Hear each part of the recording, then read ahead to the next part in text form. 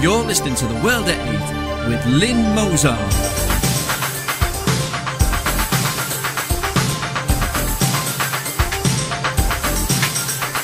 The World at 8, the number one in nationalist news. Highlights of the news today, Monday the 13th of January 2014. Muslim-only cemetery for 4,000 next to village with only 613 residents. 1 in 10 babies in England is a Muslim. Young woman sexually assaulted near church in Perverse Avenue. Half of all convicted pickpockets on the tube are Romanian. 80% of young Spaniards depend on their families. Turkey's economic development does not stop the plight of child brides. European court vetoes Swiss refugee deportation. Horrors of Al-Qaeda prisons in Syria exposed. US has deployed military advisors to Somalia, officials say. Thought for the day, racists, soaps, propaganda and Brits. And finally, a really tasteless joke. Enjoy. UK news. Muslim-only cemetery for 4,000 next to village with only 613 residents. Residents of Catherine de Barnes near Solihull, West Midlands are objecting to plans for a large Muslim-only cemetery after realising it would be for 4,000 bodies. The cemetery would be able to comply fully with Sharia law, which stipulates a method of bathing and shrouding the bodies of Muslims before they are buried with their heads facing towards Mecca. Solihull Council has received several letters of complaint about the plans, which were proposed by Mohammed Musa. The objections focus on the size of the cemetery and the decision to place the patch on fertile land in the Green Belt. A planning statement from Cemetery Development Services said few burial authorities are able to facilitate full Muslim burials in accordance with the practice of Sharia law. Bob Slay, a member of the Town Council, said there is sufficient space already available at the borough's 2 main cemeteries. He said, "The issue here is whether there is an overriding need, and I don't believe there is. I do not believe this is an appropriate development in Greenbelt land." World at 8. This is yet another example of not fitting into a country culturally. It isn't yet a Muslim country, so if in doubt send their dead back to where they came from for burial. We don't have enough room on this island for the living, let alone the foreign dead. 1 in 10 babies in England is a Muslim. 1 in 10 children under the age of 4 is now Muslim in England and Wales, the latest statistics show. In the under 5s age group there are nearly twice as many people identified as Muslim as in the general population, census data reveals. One expert said the number of practising Muslims could soon outnumber the number of Christians who actively worship in the UK. David Verse, Professor of Population Studies at the University of Essex, told The Times it's not inconceivable. Ibrahim Mogra, Assistant Secretary General of the Muslim Council of Britain, said that the large number of young Muslim children reflected the confidence that Muslims had in the country, encouraging them to bring up families here. "I just wouldn't want our fellow citizens to be alarmed by an increase in number," he said.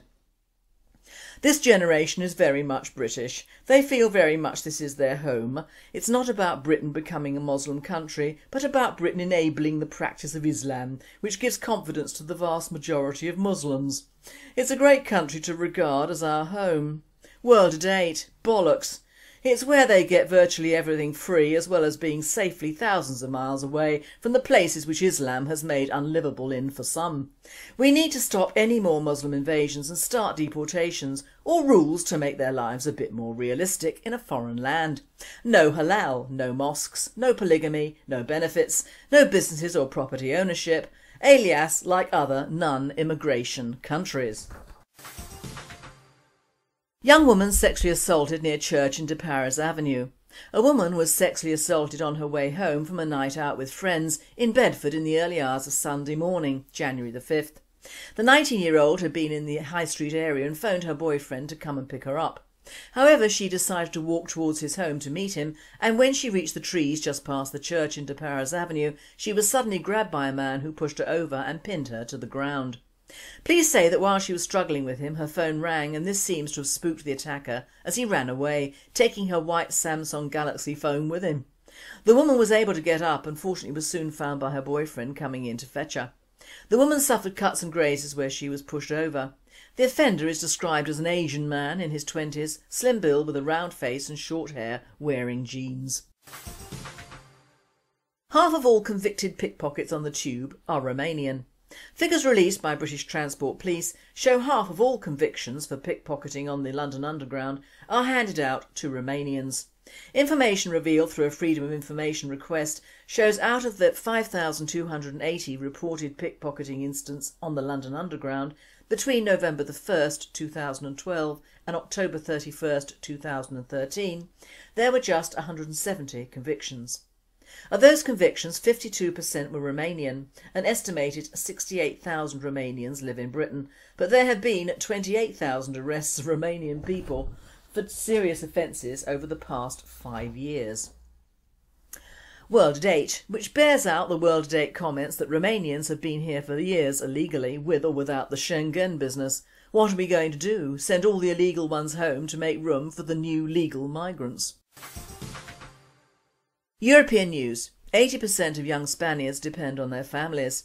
8 in 10 Spaniards aged 18 to 24 believe they'll be forced to work menial jobs in spite of their qualifications, and 60% are willing to emigrate in search of work, according to the Reina Sofia Centre survey released Wednesday. Also, according to the survey of 1,000 respondents, 80% said they are being supported by their families in spite of their job training, 70% blamed the length and severity of the recession on government and politicians, and 20% said the situation won't improve for the next 2 years at least. 36% said the situation will only get worse.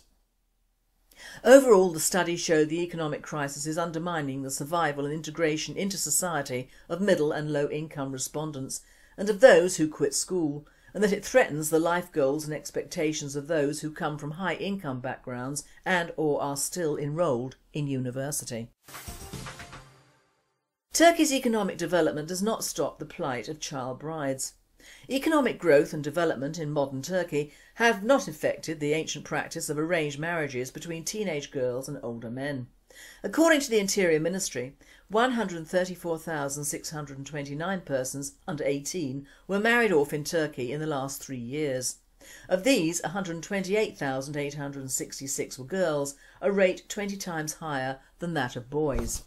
Speaking to Al Monitor, Gulten Kaya, head of the Female Lawyers Commission of the Union of Turkish Bar Associations, warned that there is an increase of 94% in application to courts by families to get marriage permits.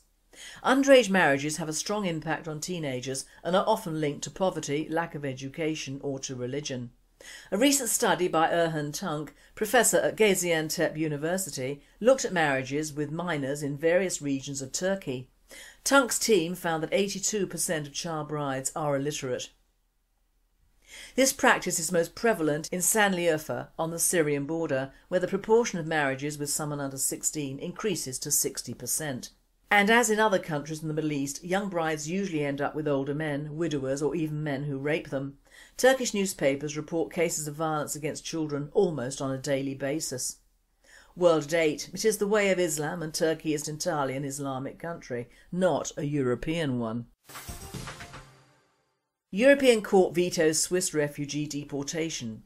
The European Court of Human Rights in Strasbourg has decided that Switzerland is not allowed to deport an asylum seeker from Sudan, overruling a verdict by the Swiss authorities. The court on Tuesday vetoed the planned expulsion, arguing that there is a risk that the Sudanese asylum seeker will be subject to torture in his home country after becoming politically active in Switzerland.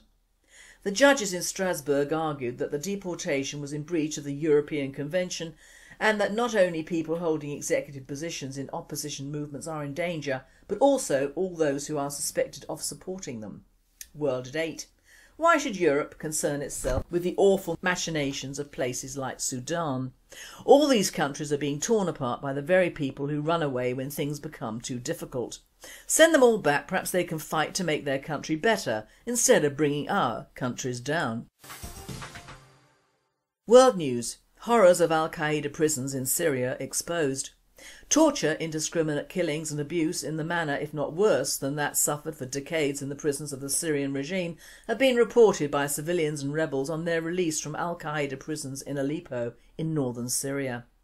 For days, the Al-Qaeda fighters of the Islamic State of Iraq and the Levant have been under attack at the Idlib Aleppo, Raqqa and Deir el-Azor regions by an unprecedented front of nationalist rebels and radical Islamic groups. Some of ISL's prisons have been opened by insurgents and released detainees during the clashes.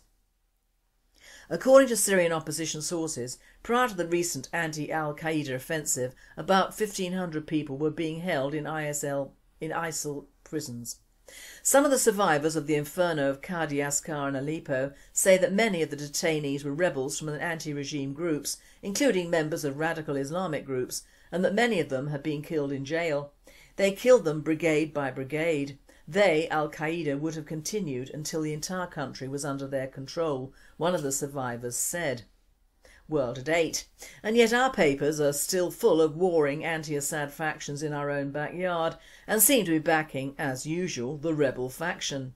Tribes don't change and the Middle East will always be at war, even more now that Islam is becoming stronger. Leopards do not change their spots and cruelty to prisoners is endemic to these tribes. You see, the Assad regime and Saddam handled their countries in the appropriate manner. Fire with fire. You don't bring a stick to a gun party, do you? Well, only in the UK. US has deployed military advisors to Somalia, officials say. The US military secretly deployed a small number of trainers and advisors to Somalia in October, the first time regular troops have been stationed in the war-ravaged country since 1993, when 2 helicopters were shot down and 18 Americans killed in the Black Hawk Down disaster. A cell of US military personnel has been in the Somali capital of Mogadishu to advise and coordinate operations with African troops fighting to wrest control of the country from the Al-Shabaab militia, an Islamic group whose leaders have professed loyalty to Al-Qaeda, according to 3 US military officials. The previously undisclosed deployment of fewer than 24 troops reverses 2 decades of US policy that effectively prohibited military boots on the ground in Somalia. Even as Somali pirates and terrorists emerged as the top security threat in the region, successive presidential administrations and the Pentagon shied away from sending troops there for fear of a repeat of the Black Hawk Down debacle. In recent years, the Obama administration has slowly and cautiously become more directly involved in Somalia. We eventually need to establish a permanent US diplomatic presence in Somalia, Linda Thomas Greenfield, the State Department's Deputy Assistant Secretary for African Affairs, told a Senate panel in October. Ultimately, it is the security conditions in Somalia that will dictate when we can establish a more permanent presence, and we recognise the time is not right to do this.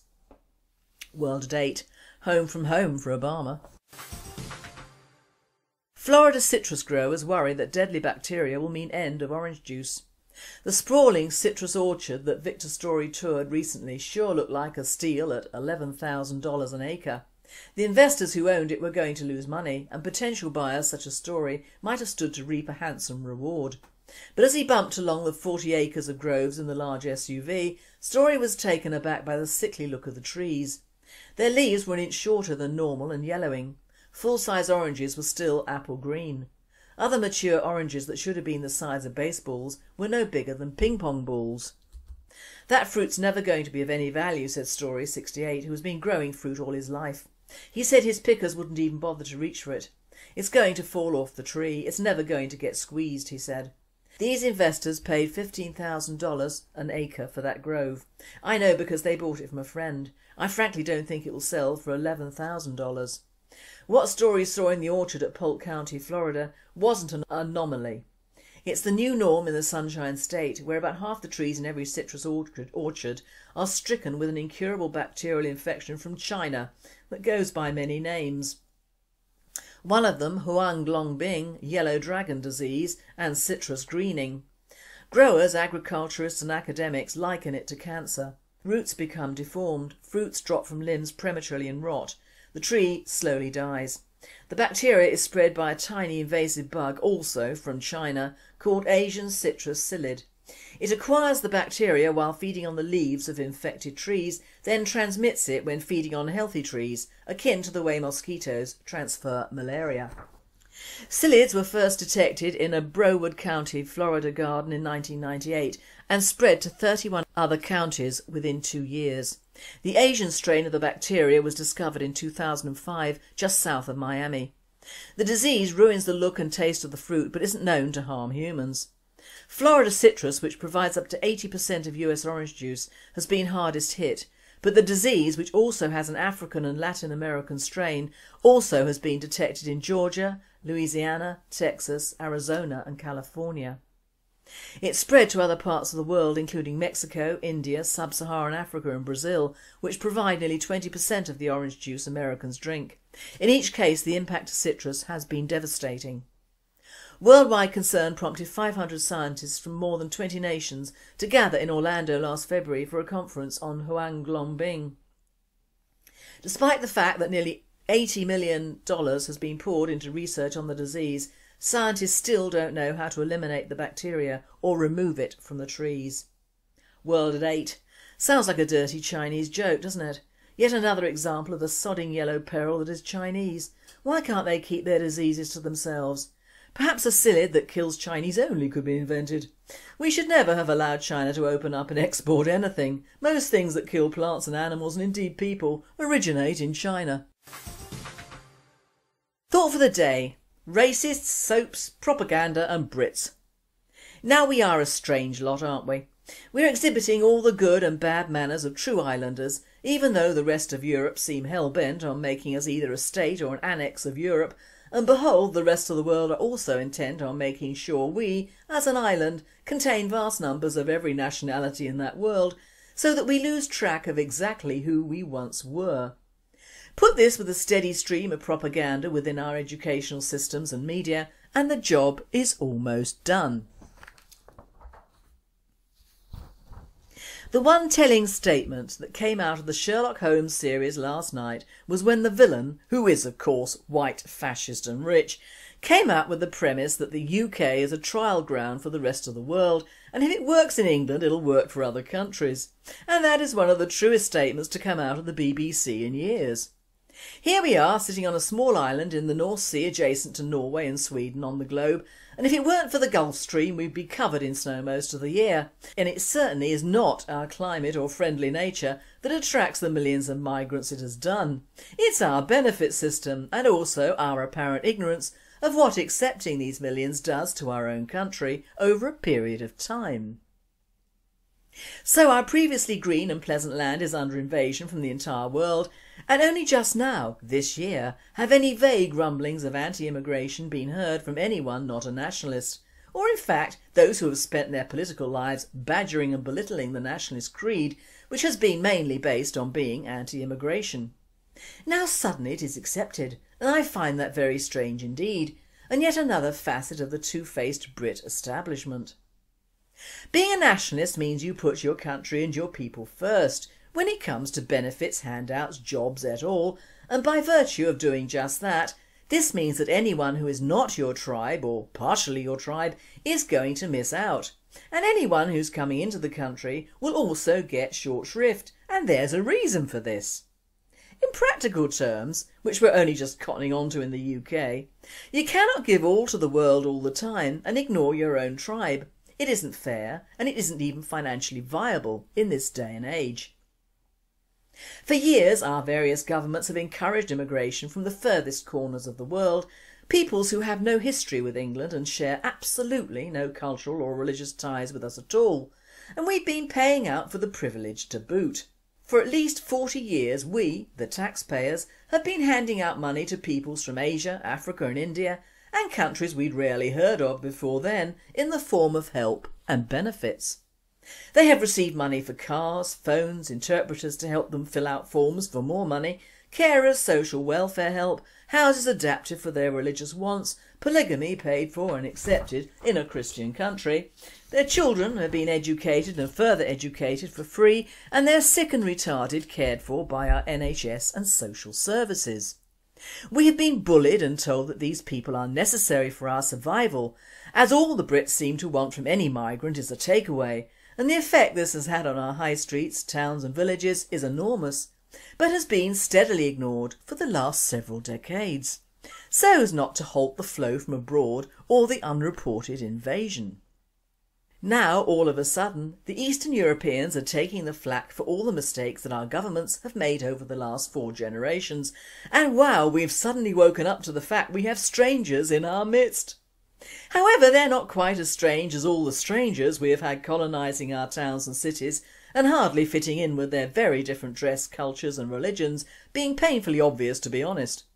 But hell, now we have white faces who do not speak English very well and are prepared to work, not groom our children, fiddle benefits, take up drug running and gangs, bring in bushmeat and make halal meat de rigueur for all, sell alcohol and drugs to underage kids, protest at every titch and turn, rebuild our cities in their image, become landlords that put Peter Ackman to shame, and indeed even let out their sheds, ignore boundaries and parking rights of others, and indeed if possible build over them, and generally act in a third world manner by ghettoising themselves as soon as they set foot on this land.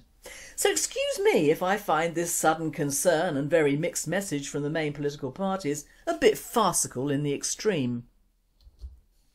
Of course the media love it because they think it makes them look concerned about us, when in fact the media couldn't care less about anyone but the bottom line, and in fact have been for years promoting the multicultural society for all it's worth.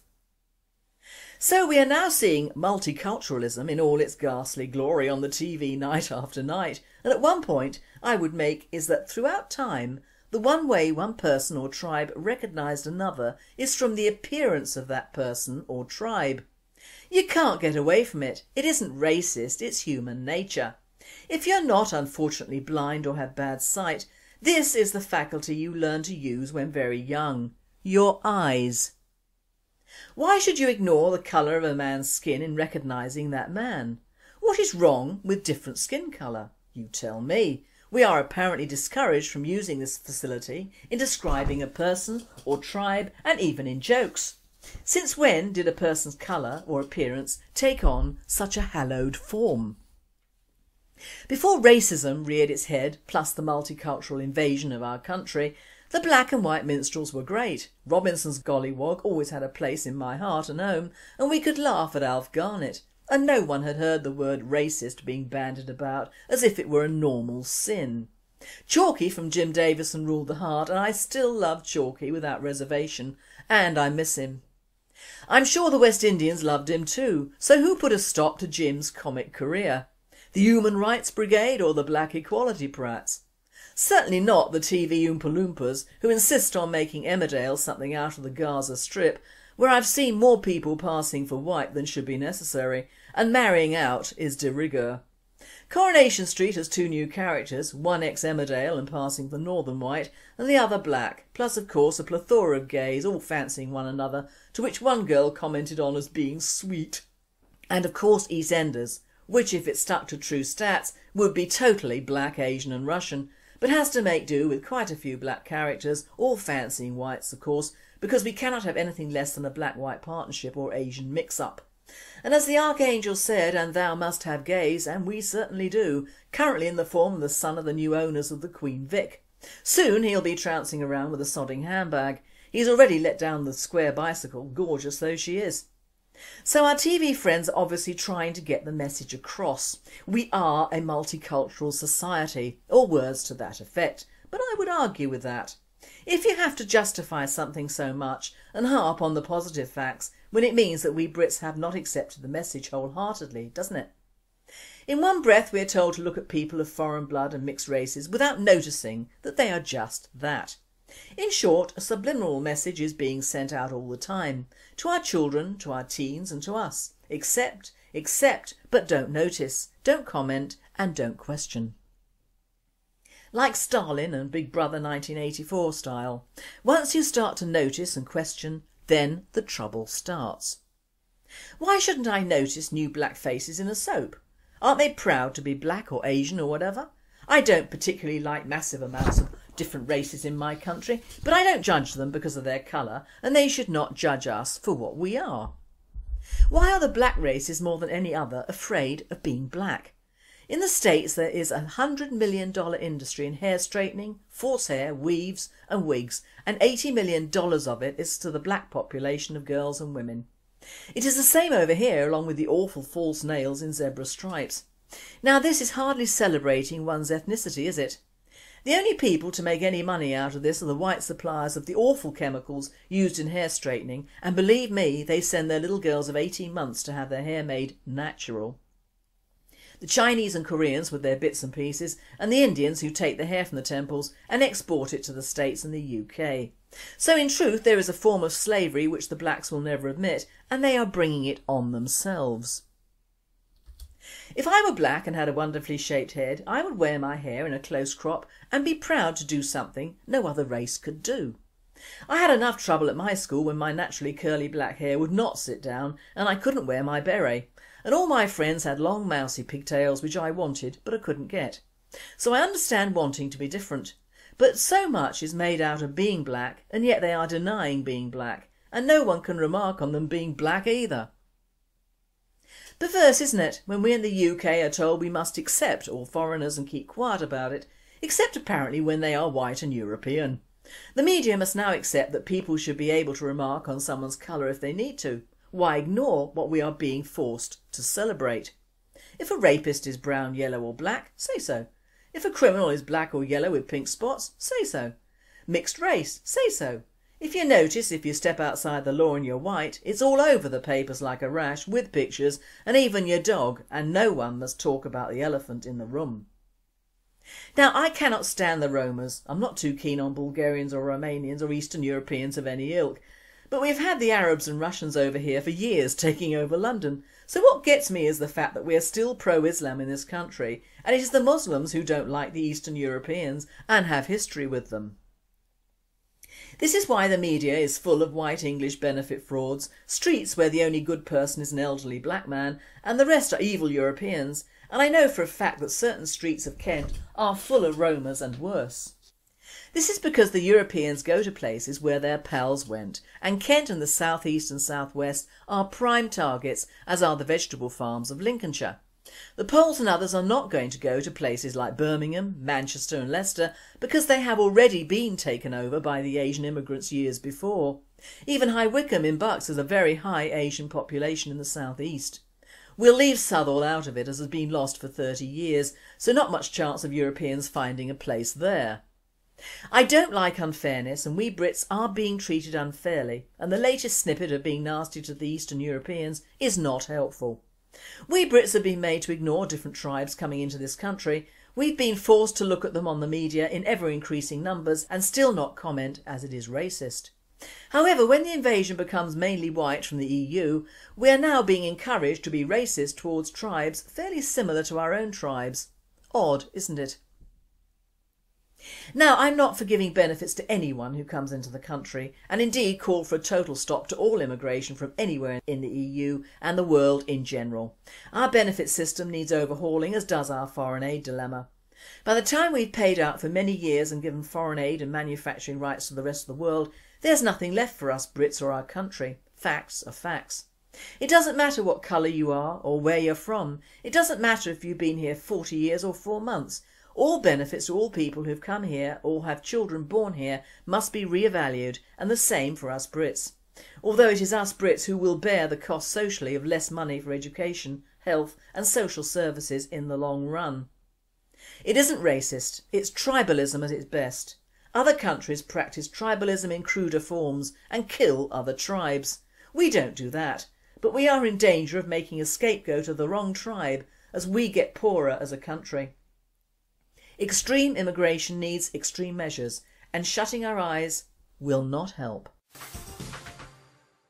And finally, this is so tasteless it cries out to be shared. The mother of all jihadist jokes. 2 Middle Eastern mothers are sitting in a cafe chatting over a plate of tabbouleh and a pint of goat's milk. The older of the two pulls a small folder out of her handbag and starts flipping through photos. They start reminiscing. This is my oldest son, Mujibar. He would have been 24 years old now. Yes, I remember him as a baby, says the other mother cheerfully. He's a martyr now though, the mother confides. Oh, so sad dear, says the other. And this is my second son, Khalid. He would have been 21.